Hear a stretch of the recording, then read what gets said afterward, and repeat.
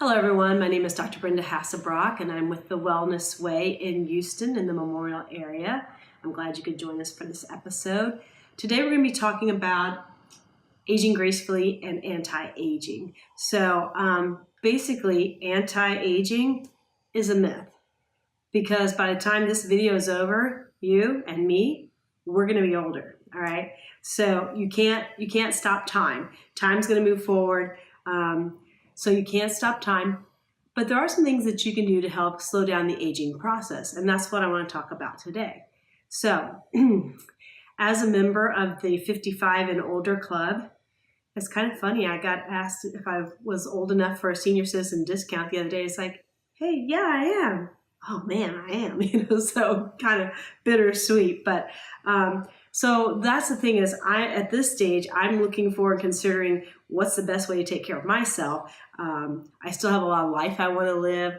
I still want to be healthy and strong, so I'm able to do things, whether it's traveling with my husband or fishing with our family or playing with the grandkids, exercising, and continue to working a little bit longer. So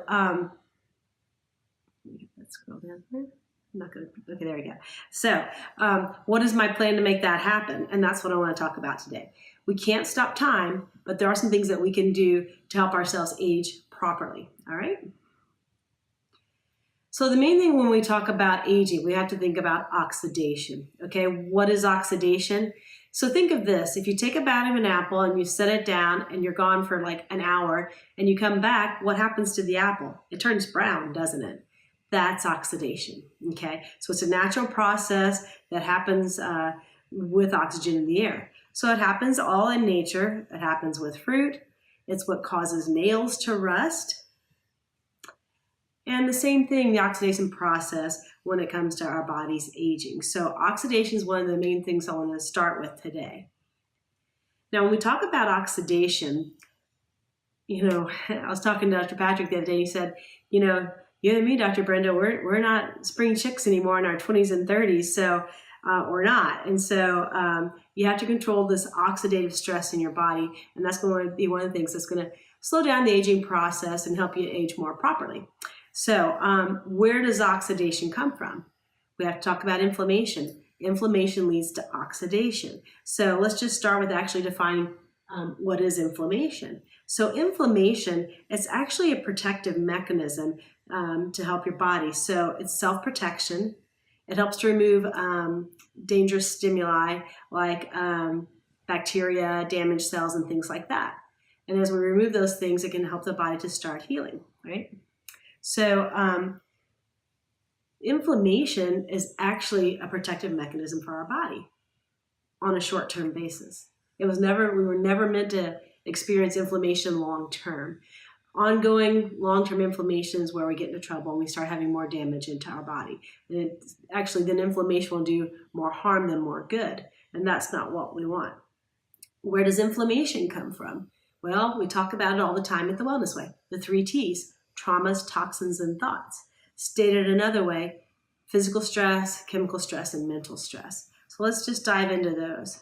So let's just start with traumas first, physical traumas. So poor posture, sitting too long. For ladies, wearing high heels, carrying big bags, crossing your legs at the ankles. I ran some marathons for a while, 26 miles. The marathon group that I trained with, it was really a good group, and we really enjoyed hanging out together. So it was very social as well. And it allowed me to have special time with my oldest daughter, Amanda. So looking back though, running 26 miles for a race and all the training and all the miles running up to that may not be the best thing for my body. Amanda tracked the miles that we ran together. She estimated that we probably ran about 6,000 miles together. That's a lot of miles. And she did over double that. So pros and cons for running. Yes, there are pros and cons. Now, when it comes to physical stresses, guys, you're not off the hook. Guys, sitting with the wallet in your back pocket, very traumatic to your body. It affects your spine and your lower back.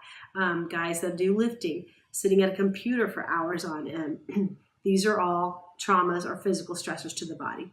And this can lead to inflammation, which leads to oxidation, which accelerates that aging process. So that's our first T, trauma.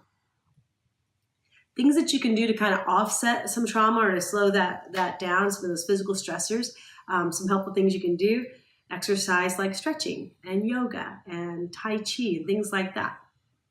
Or massage. Try massage to neutralize some of the stress that's in the body. And of course, get adjusted. So our second T is toxins. So toxins, what does that mean? Inflammatory foods. Wow. Partially hydrogenated oils. We just want to avoid those completely. Soybean oil, grains, especially corn and wheat. We want to stay away from those. Sugar. Wow, sugar is so bad for us. It's bad for your brain. It's bad for your blood. It causes obesity. So we just want to stay away from that. Not only just white sugar, but corn syrup, high fructose corn syrup, all names for sugar. We want to avoid those. Processed and fried or refined foods. Let's see, sugars, we want to avoid sugar, but you also want to avoid the artificial sweeteners, Splenda, NutraSweet, aspartame, nothing artificial, no artificial colorings, no artificial flavorings at all. Okay, table salt. Table salt's not good for you. Stay away from sodas, keep your alcohol in moderation, and of course, no smoking. Now, don't be like me. When I was young, dumb, and stupid, I did smoke for a while.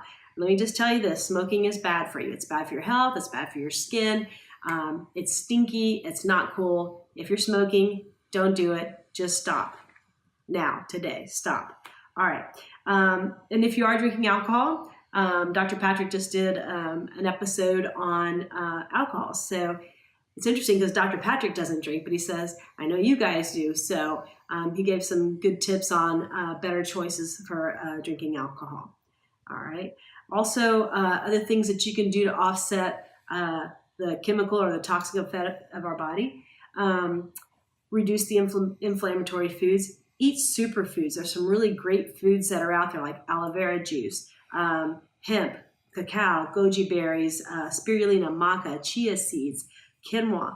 All of these foods are packed with nutrition and are great for your body and make great fuel for your body, as long as it's not on your allergy list. Other good things, healthy fats, coconut oil, avocado oil, olive oil, grapeseed oil. Healthy fats are necessary. We need it for our body. All right, so that's our second T, toxins. Oh, hang on, I got more good stuff for you. So for proteins, eat meats like beef, buffalo, chicken, lamb, grass-fed. You can also have beans and lentils and nuts and seeds for protein sources. Alternative sweeteners, I don't want you doing the artificial sweeteners. So the good alternatives for sweeteners are going to be stevia. You can get it in powder or liquid form. Xylitol, honey, molasses, maple syrup, pitted dates are really great for cooking with and sweetening things. Salt, not table salt, that's bad for you. They cook it over 1200 degrees and just obliviate anything that was in there. But sea salt, Celtic salt, the Himalayan pink salt, all very good and very nutritious. Over 50 micronutrients in those salts that we actually need for our body. Lots of fresh, healthy vegetables, especially the leafy green, and the low glycemic fruits, especially like berries. All right? Okay, on to our third T, thoughts, anxiety, stress. So thoughts are mental and emotional stress. And when we talk about emotional stress, who stresses out more, the men or the women? Typically the women. And who stresses out the women the most? Typically the men. Just kidding, sort of. But men do handle emotional stress differently than women do. Because of their physiological makeup, they handle stress differently. All right, so, but stresses are things like worries and anxieties. It's about spouse and kids and work and traffic and deadlines and things like that, all right? So those are all mental stresses. It can present itself as hives, vertigo, Bell's palsy, panic attacks. I just experienced my first panic attack a few weeks ago, and I thought I was having a heart attack. Not fun. And it's like, oh no, this is not okay. We are not going to do this. And so I started making some of the necessary changes. So things that you can do to kind of offset or to help manage mental emotional stress. Okay, so ways to de-stress, calming, things like that. Affirmations. Make sure you're breathing throughout the day. Yoga, meditate, take a nice bubble bath. We have some very nice products at The Wellness Way that are very beneficial for filling the gap till you get over that hump. So we have the CBD oil. We have it in 1,000 milligrams and 3,000 milligrams, the ultra strength. We have the kava. We have the California poppy. All very nice for calming when you're overloaded with mental and emotional stress. And lastly, just remember, everything's going to be okay. So it's interesting. I was working on this Aging Gracefully presentation, and over the last week, it's kind of funny because I saw a lot of senior citizens. So Margaret, she's turning 90 this month, and she was on her way out to travel to California to visit her daughter in California. Still lives independently, drives, very mentally sharp. Betty is 92 this year. She still plays golf. This is another Betty down here. We've been working with her, and we're getting over some pains in her legs, so now she's able to walk again. I have another lady, Marge, who was 85 this year. I don't have her picture, but and she was on her way to travel to New York. And so I'm looking at all these patients that are 85 and older. They're still mentally sharp. They're still physically sharp. They're still mobile. They still get around. They still exercise. And so I'm looking at them going, wow, yeah, that's the way I want to do 90. I want to be like that. I want to still be moving around and exercising, traveling, spending time with my family. So again, you can't escape aging. By the time this is over, we're all going to be older.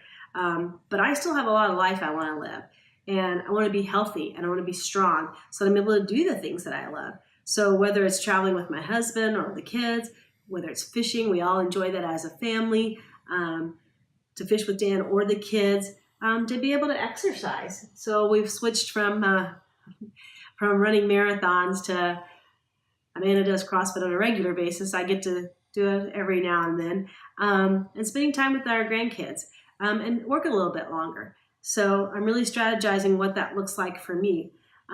So to wrap it up, you can't stop time. We're all going to get older. Like I said, by the time we finish this, we're going to be older than we were when we started. But there are some things that you can do to help reduce inflammation, to help reduce that oxidative stress, which accelerates the aging process. So you can age gracefully. You have the power over your choices. So choose wisely and age with grace. And I want to thank you for joining me so much today.